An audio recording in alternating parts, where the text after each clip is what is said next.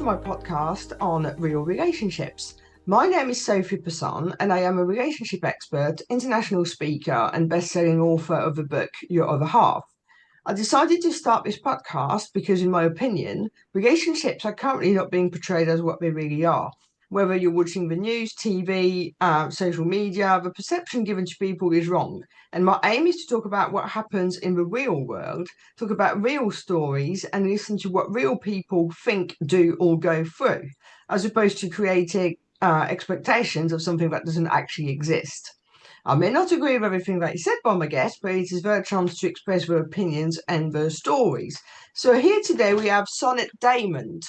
Have I said that right? Yeah, it's Yeah, Sonnet perfect. So, tell us a little bit about yourself, please. So thank you for inviting me on the show, Sophie. I'm Sonnet Daymont, a licensed marriage and family therapist in Los Angeles, California, in the United States. And I work primarily with survivors of different forms of anxiety, trauma, and focus-related issues like ADHD. Mhm. So, what got you into this particular area as opposed to anything else? I first felt drawn into trauma I would say I was in my early 20s. I took a teaching fellowship through Pearson, which is a book publisher in partnership with Tufts University in Boston. And they had us go into low-income preschools all over and help people sort of revamp the schools so that preschool teachers were teaching reading earlier. And when I was teaching, I was more drawn to the children that had experienced trauma than I was excited about teaching people to read. And Yeah. so I kept flagging children where it was like, hey, this looks like abuse. This child's acting out, or the parents aren't showing up responsibly. And I at that point decided I would go back to school and study post back in psychology. And then from that point on, I worked with different types of counseling until in my 30s, I eventually went back to school to get a master's degree and become a licensed psychotherapist. But prior to that, I was counseling for a really long time in different ways. Fair enough. So let's talk about trauma. Trauma is very much a perception, isn't it? There's someone I know who apparently experienced trauma. In my eyes, it isn't. It's something quite minor, but this is the thing. Perception is everything, isn't it? So someone might have gone through like horrific stuff and say, yeah, but that's just part of life, isn't it? And other people who've not necessarily experienced that much see it as a massive thing.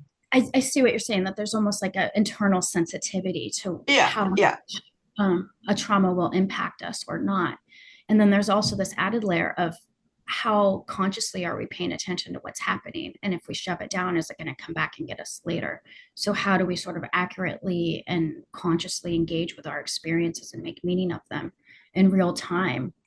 and the thing with trauma is that something that might traumatize you might not traumatize me. Yeah, yeah. It That's very much is dependent on our experience of life and all the rest of it, isn't it?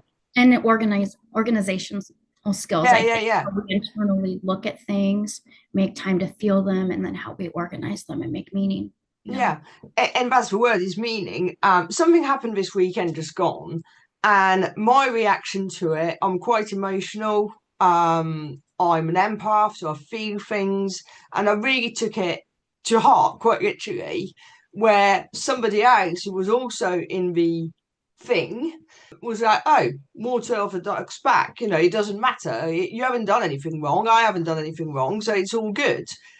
Just put it to experience it, move on, sort of thing, where I actually had to sit with that uncomfortable feeling, really questioning myself as to whether or not I had done something wrong, and I knew I hadn't. And then I was questioning what I was questioning myself, if you know what I mean. So that's what I mean about the perception of trauma. Any event can be seen, or as you say, the meaning is different depending on who you are. That, as you were saying that, I was sort of picturing something they call the drama triangle, Mm-hmm. where we have a victim, a perpetrator, and a rescue in dramatic Yeah. situations. And sometimes we get called in to sort of rescue someone who's feeling victimized, or sometimes we feel sort of frustrated and irritated, and we sort of persecute or dominate or like try to rally someone in a frustrated way rather than a loving, kind Yeah. way. And then, of course, sometimes we can feel really overwhelmed and like we're just sort of victimized and we want someone else to save us because something's hard. And oftentimes we find ourselves in a sort of drama dance between these three roles. And one of the things I do as a therapist is I'll draw out that triangle with people and I'll say, this is a drama triangle. We've got a victim, a Mhm. persecutor, and a rescuer. Do you feel like you're in one of these positions in this dynamic? And how do we get everybody on the same field where we're all adults looking Yeah. at this, figuring out what our boundaries are, figuring out what our job is versus someone else's job is, and figuring out how to treat people respectfully. But often in families, people will dance around those three roles, dance around those three roles. But what you want to do is be that family member who sees it and steps out of it and doesn't engage in sort of that power. Because this is the thing, you don't want to feed it, do you? No, no. And you want people that are challenged in a situation to feel like they are capable of setting boundaries, seeing their way out of it, and solving it. People don't want to be victims long term. Ideally, that's not necessarily the healthiest place to live in life, right? You want to be a survivor. Someone who looks at a situation and says, okay, I'm still here. What is my strategic game plan so that I can have an enjoyable life? Do you not think, though, I'm thinking of a particular person here, but do you not think, though, sometimes that people actually like being the victim and kind of seek it out? Well, when you think about that drama triangle that I just described, where you can sort of fall in one of those three roles, and the key is to consciously pull yourself out, and everybody's egalitarian. We're all equal adults trying to navigate challenging situations here and there. You will find that people feel more confident when they're sort of the bully, or people feel more loved when they're the victim, or people feel more respected and needed when they're rescuing everyone. But Yeah. the idea is to kind of watch yourself as you interplay with others and choose the healthiest role for you. You know, Yeah, the yeah, totally. respecting role, giving yourself time and energy to care for yourself and others in a purposeful way. And when you find yourself often being the victim and wanting to be babied and wanting to be cared for, I mean, if you consciously stop, pan back, look at your situation, you can learn tools about boundaries, about communication, about everything else so that you're not there anymore. Yeah. Yeah. So, in terms of trauma, how would you describe a difference between PTSD and complex PTSD? Well, this is a funny question because I, as a psychotherapist in the United States, I completely believe that CPTSD is a diagnosis, and World Health Organization sees it as a diagnosis. It's in the ICD-11, I think, or are you guys on the 12 now? But here in the US, we don't use that diagnostic model. We use the Right. DSM-5. So we don't have complex PTSD as a diagnosis right now. However, therapists in practice see this over and over and over again, that the European system, the World Health Organization system, is quite accurate. And if we look at CPTSD as a diagnosis and we treat it, people relieve all types of symptoms that don't have a landing place in the DSM-5. So, for people who might not understand what complex PTSD is, how would you describe it as opposed to PTSD, which I think that most people understand? It's just a traumatic event and that kinds of like, comes back all the time. Yeah. So if you've experienced a trauma and 6 months later you're still having symptoms of difficulties in relationships, emotional reactivity, intrusive thoughts and memories. Maybe you're not getting along with people well because you're constantly triggered, having nightmares. You're living in the trauma. It's bothering you day-to-day life. It's disrupting your ability to function as a worker and show up for your loved ones and maybe even have relationships or sleep, right? Like that is PTSD. 6 months, it's still bothering you. Now, complex PTSD comes into play when there's multiple traumas. Mm-hmm. So you think a child abuse survivor or someone who's in a domestic violence situation where over years they're re-traumatized and encountering multiple forms of abuse. With CPTSD, what we see is more of a complex treatment plan. You've got to go in there and look at these multiple traumas and figure out how they relate to each other and pull the lessons From people need to each. learn from them, teach how to feel through these really hard feelings and give yourself grace that you're going to maybe need Yeah. some grounding time to feel through this and learn how feelings work. There's a lot of different modalities to treat CPTSD and PTSD. As a therapist, we all are drawn to what's most interesting to us, what's easiest, fastest to learn. I personally really like cognitive behavior therapy and EMDR and Yeah, positive psychology, and I am a visual learner myself. I am too. Yeah, so when people come in and I'm giving them a spreadsheet where I'm saying track your symptoms all week, and they're like, no, I don't want to. Um, I enjoy doing more art therapy, and so I'll sort of bridge that gap between art and cognitive behavior Mhm. therapy. So you've kind of answered the next question, which was what are some of the hidden ways that it shows up in your daily life? But as you said, it's sleep, it's the thoughts, it's all of that stuff. Do you think that sometimes it can also be because people haven't dealt with something at the time? Because I'm finding that with my clients, this is controversial, but I'm not someone, I don't like affirmations. And the reason why I don't like positive affirmations is because I feel that, for instance, if you take this weekend, there's no point me saying to myself, yeah, everything's fine, everything's fine. I'm not feeling fine. And I feel worse as a result. I feel that sitting with a situation and understanding why you feel a certain way, in a way, kind of prevents any further issues because you're kind of like not taking control, taking responsibility for it, getting to the bottom of it, so that it's not going to come back and chase you in your dreams or that sort of stuff. Yeah, to me, that makes a lot of sense. What I'm hearing you say is when something hard comes up, it's important to sit there and process it and pay Yeah. attention to it so that it doesn't come and get you later. And when you shove things down and act like everything's fine when it's not, you run the risk of compounding different negative experiences, kind of like CPSD, right? Yeah, Depending. yeah, yeah. And so there is a benefit to really feeling into them and letting that feeling pass out of your body, making meaning of it, acceptance with it, and then figuring out what your strategy is from there. And what you said about affirmations makes a lot of sense. So affirmations can be useful if they're based on something that you've made meaning of before you use it. If you just start throwing an affirmation at a problem, it it seems like It just makes invalidate. you feel worse because you're not aligned with how you're feeling, isn't it? I Yeah, mean, like that's you're what I class as false positivity. You're pretending to be positive, but really deep down, you're just making an issue that is going to come and bite you later on.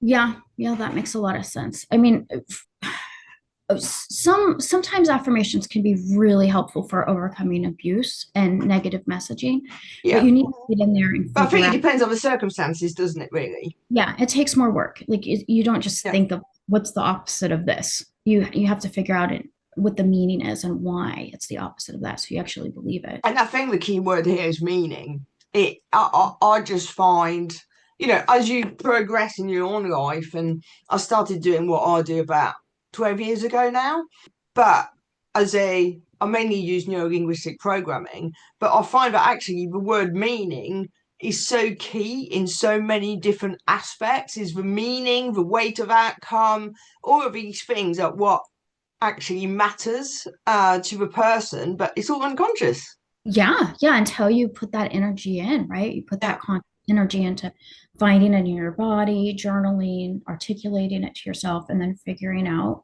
what you want to do with it once you feel it, what your strategy is, and yeah, what your meaning is. So, when we first spoke, we were right in the middle of the Los Angeles fires. Mm.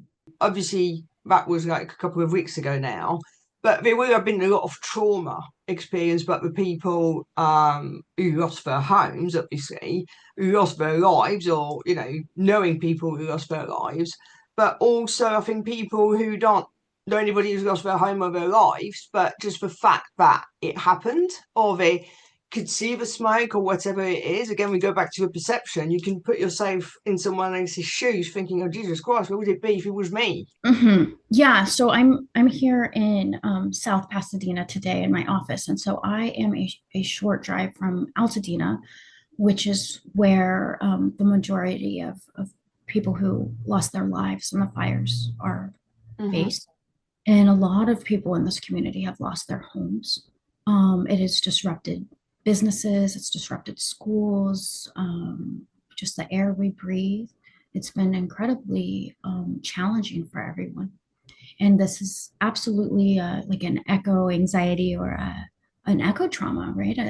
Yeah. And I think it's like one of those things, isn't it? That regardless of the trauma, sometimes when something happens, you never think it's going to happen to you. It happens to other people, but it doesn't happen to you.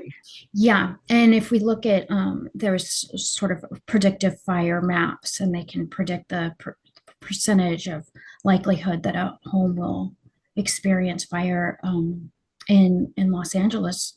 We can look at maps of that, and a lot of our city is at risk. And of course, we didn't know that, as the city was growing and developing. This has come with global warming, is my understanding. I'm not an ecologist, so this isn't my expertise, but of course I've looked this up to Yeah, see yeah, yeah. what's going on. How does fire science work?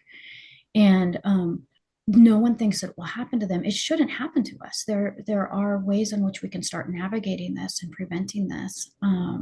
But it's no one's fault when it does happen. It's just the change in the planet. Yeah, I think it's also an element of circumstance, isn't it? I mean, totally unrelated, but when my nan died, there'd been like literally within a week a series of things that were totally unrelated, but that made it so that it was a perfect storm. I mean, she was 96, she still lived at home, and the lady that normally did her cleaning and, take the fridge, that sort of stuff, was off sick. This was in August. Her fridge had stopped working, which nobody noticed. She had soup, which had gone off. She didn't taste it because she's older. Had food poisoning, and then she was sick for a couple of days, and eventually it took its toll on her heart, and she died. Mm. Had the lady not been off sick, had the fridge not worked, had not been so hot because it was the middle of August, it was just a series of events that kind of like, don't get me wrong, she was 96. It's not like she was five. She had lived a nice life, but I think sometimes it is circumstances that lead to an event that you didn't think would happen. Yeah, yeah. I mean, that's another example, right? Another sad example. Yeah, Sometimes we can navigate these things as they come up and dodge them, and other times we can't. If we get through a situation that's life threatening, we're a survivor. We're not a victim. mhm. And if we pass away, then it's a whole other sort of narrative or wording or meaning of it. Yeah, yeah. What would you say is the role of a nervous system in trauma, and how can we regulate that? So when people right now, I'm seeing a lot of fire survivors. I opened up my practice so that I could see people for free during this because Yeah, it's yeah. completely disrupted our community. And quite honestly, I'm not getting any calls. No one wants therapy right now that can afford to pay because they're all navigating what's going on here with these fires. And so why not have people come in and help them while I can? And so, I'll kind of talk you through what I do with fire survivors. So one, I'm trying to set up a support group where fire survivors can sit together and sort of talk through what they've experienced with other people that have been through the same thing, because it is a unique experience, and it's very vulnerable to share such a Yeah. disruptive. But I think also knowing that it's always the same thing, isn't it? If someone's gone through something with you or the same thing as you, regardless of whether they really do understand you better or not, you have the perception that they get you. Yes, yeah, and you feel less alone and less powerless because you can work together and you can learn from other people's strategies. So in these groups, we're going to share. These groups should be starting next week. We're grabbing people now. Um, we're going to share things that we have felt, and then things we've used to get ahead a little bit, and resources. And it's all going to be sort of like, let's feel and then let's figure out our strategy. And Yeah. then right now I'm on the hunt for people that survived other wildfires in California, 1 year, 3 year, 5 year, 10 years out. And so I've been reaching out to different professors, and I don't use social media beyond LinkedIn. And so I did post something there, but I'm hunting for survivors to come talk to these groups. And then separate from that, kind of back to your nervous system question, when I have people come in one to do therapy, I break down cognitive behavior therapy for trauma into three parts for my clients. One is mindfulness. The second is thought restructuring, and the third is extinguishing through exposure. And so, with mindfulness, it is very much based on grounding and calming the nervous system after trauma. So, we Yeah. talked a little bit about the role of breathing, belly breathing, movement, prevention through better self care. And we just try to get as much information in there so that when a person feels dysregulated, they've got an action plan for how to bring their body down, feel through the feelings, and then they can think strategically. And then that third kind, or that second kind of component of CBT, thought restructuring, we look at the anxious thoughts, the fear-based thoughts.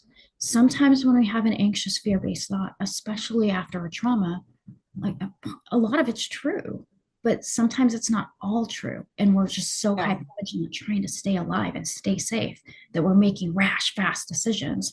And we really need to slow the nervous system down and look at those fear-based thoughts and kind of talk back to them.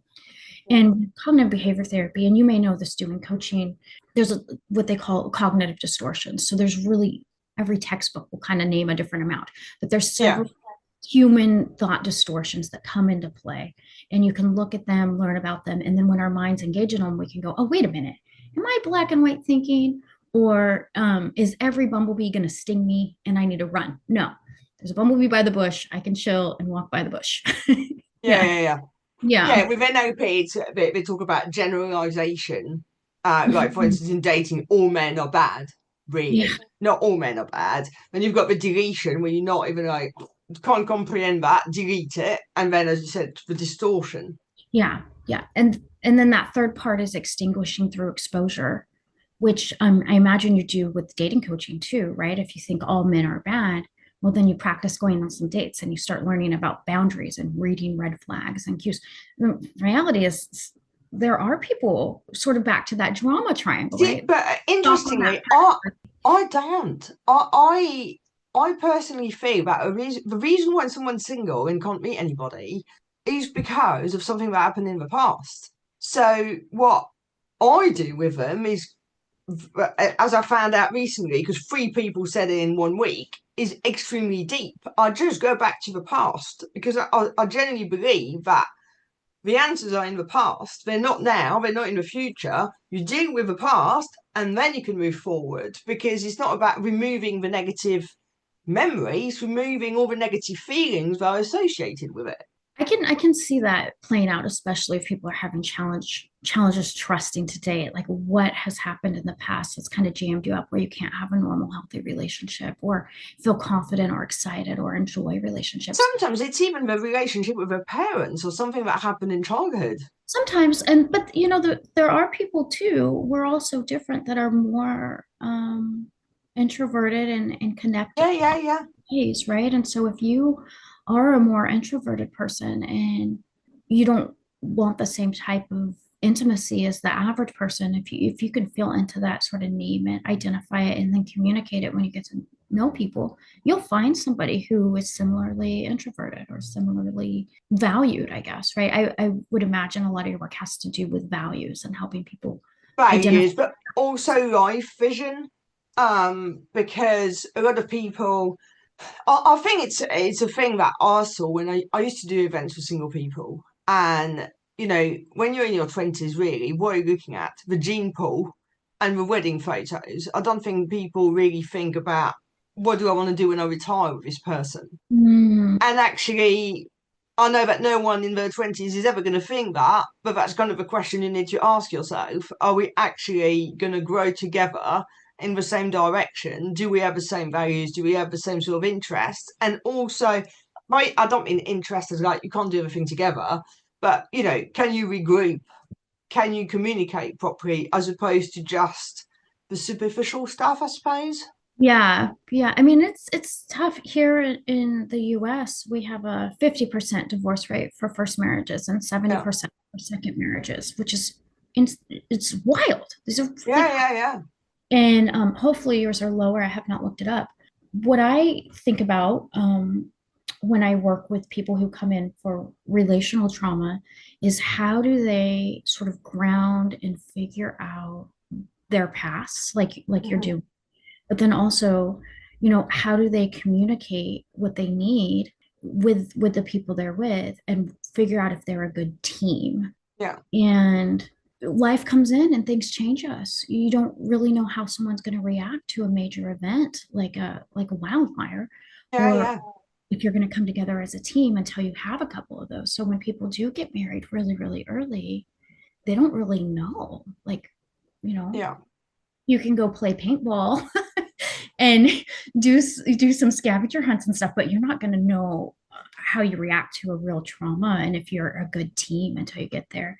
But that said, we have more relationships than just our partner. exactly. I liked your Nan example earlier with seniors, with women that are older. Women tend to outlive their partners, Yeah, and yeah, and so as we age, we really rely on those female friendships. And even in emergencies like these wildfires, women really rely on their female friendships too. yeah, yeah, totally, totally. So, would you say that there are key moments in the healing process? I would say that there's stages of healing. Yeah, yeah, Because obviously, if we take the fires, for instance, you have survivor's guilt. You've also got to accept it's happened and that you were not in control and there was nothing really you could do. yeah, yeah. You're thinking So of I would say stage that probably going past these milestones helps to go towards well being healed really. Yeah, I mean, I would say that the milestones don't always happen in a specific order, that they I know sort of, totally. yeah, they bop It's like the around. grief cycle, isn't it?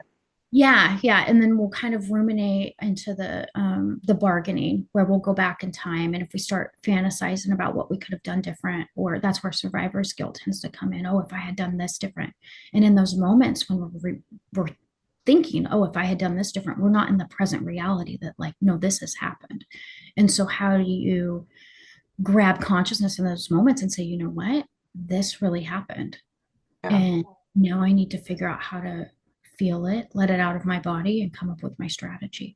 And some people do that faster and more innately than others. And there's no right or wrong way or order to do it. But basically what you're saying, that there are like stages. Yeah. Yeah. Would everyone use the same words for those stages or do them in the same order? No, but more or less, we do come to a period of like, okay, now I get it. I need to feel this in my body. Okay, now I get it. This really happened. I accept it. And if I'm able to regulate my body and stay calm and strategic, I can figure out the next best steps. Hmm.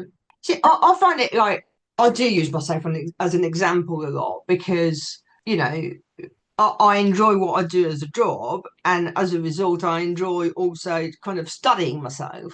Mhm. And I was just saying about the grief cycle, and I am still actually none the wiser, despite what I do, whether or not I've grieved my dad. He on the 23rd of February, it'd be 5 years, and I found him dead. It wasn't expected in any way, shape, or form. And where my mum was very much like, "Oh, it can't be happening, it can't be happening," I think like it'd been dead like it's a 10 hours. So that I'm not a doctor, but I could work it out for myself. And I felt in that point that I was straight into acceptance because nothing could be done.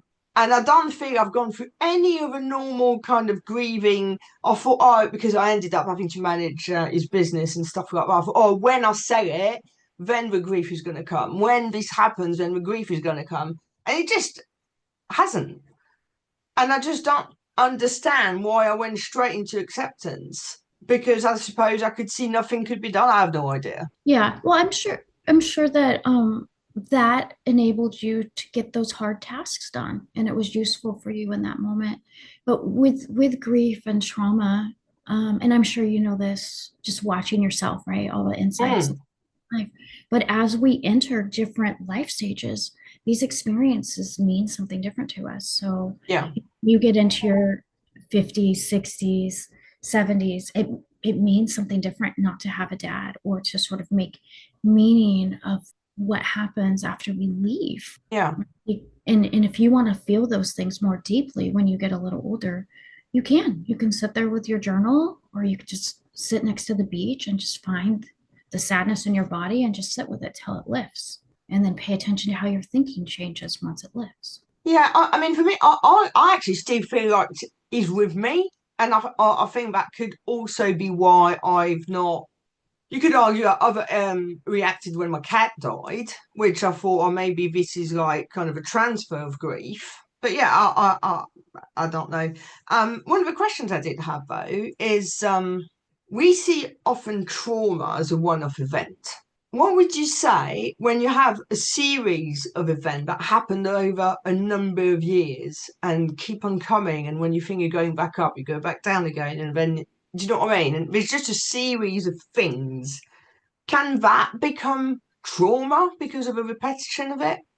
Repetition, even. I feel like you're speaking to people will say here in the States, when it rains, it pours. Like Mhm. sometimes a bunch of these things will just come on us all at once, and then we have to organize them and make meaning. And yeah, I think it is a lot harder to have multiple traumas happen at once. And it's a different type of organizing that goes on. And absolutely, I would say that we are more likely to have, I want to say, like pathological, like a reaction to it that affects our brain chemistry and our tummy biome, and how often we want to exercise, and toxic stress and health consequences if a lot of things pile on us at once. Mhm. And so when that happens, it's really important to kind of ground the self, Yeah. learn to process, organize, and start coming up with your good strategies. Learning how you calm yourself in the midst of difficulties is such an important skill. You're Yeah, going to yeah, use yeah. that lifespan. If you're lucky enough to make it to your 90s, being able to feel calm and watch your thinking as opposed to reacting at it is going to be really important. Aging is not for the faint of heart. It is I it's think tough. what we forget is that the destination is death.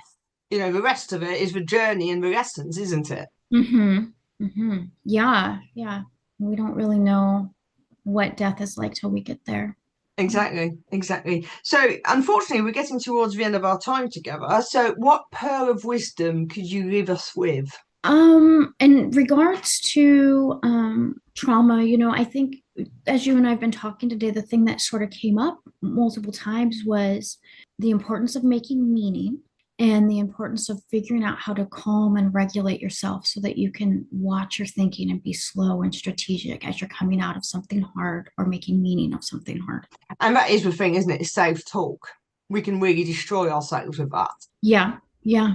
Grabbing that, we started off talking about that victim, rescuer, perpetrator triangle. If you catch yourselves in one of those roles with your self-talk, just kind of stop and slow down and be like, okay, wait, if I'm beating up on myself, how do I bring more compassion?